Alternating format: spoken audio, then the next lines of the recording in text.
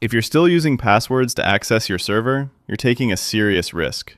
In this video, I'll show you how CloudRaptor secures your server using SSH key-based authentication, and how you can safely connect to your server.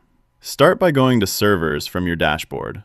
Select your server, then click on the SFTP and SSH tab. Here, you'll find all the connection details you need.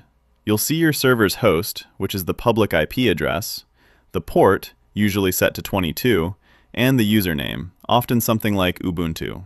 CloudRaptor uses private key authentication instead of passwords, which is much more secure.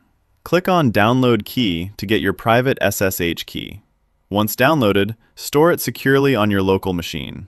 Before connecting, make sure to set the correct file permissions using this command, chmod 600 your -private -key -.-pem. This step is important. Otherwise, your SSH connection may be rejected. Now you're ready to connect.